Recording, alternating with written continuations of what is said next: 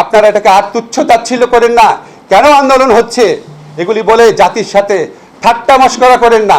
আন্দোলন হচ্ছে হত্যাকারীর বিচারের দাবিতে, আন্দোলন হচ্ছে গণরুম কেন্দ্রিক যে টর্চার সেল। পৃথিবীতে কোনো বিশ্ববিদ্যালয় আছে নাকি, চ্যালেঞ্জ করলাম, পৃথিবীতে কোনো বিশ্ববিদ্যালয় আছে নাকি যে বিশ্ববিদ্যালয়ের প্রতিটা ছাত্রাবাস টর্চার সেল রয়েছে? সেই টর্চার সেলে ছাত্রদের মৃত্যুর খবর আপনারা পেয়েছেন। জোর করে কৃতদাসের মতো গেস্টাপো বাহিনীর স্টাইলে সেখানে অত্যাচার করা হয়। আপনাদের বুকের মধ্যে তো কোনো ক্রন্দন দেখি না, আপনাদের মধ্যে তো কোনো কষ্ট দেখি না। সারাক্ষণ স্থাপনা স্থাপনা স্থাপনার জন্য কষ্ট। এটা তো আমাদের টাকায় করা। আমরা কষ্ট পাবো, আমরা যন্ত্রণায় ভুগবো। আপনার তো মেট্রো রেলে চলতে হয় না, আপনারা তো রাস্তায় যাওয়ার সময় সমস্ত মানুষকে আটকে রাখেন বেআইনিভাবে।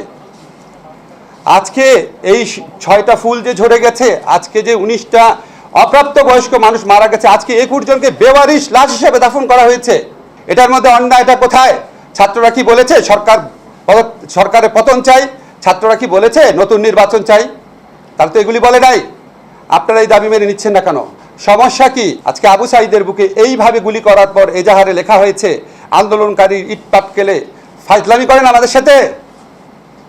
এই ফাজলামি মানুষের বুকে ক্ষত হয়ে থাকে না? কতজনকে মারবেন? আমাদের সন্তানরা আমাদের সাহস দেয় এখন, আমাদের কিশোররা আমাদের সাহস দেয় এখন।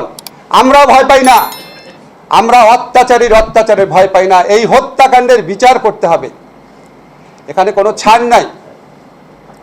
আজকে শোক দিবস পালন করেন, রসিকতা করেন জাতির সাথে।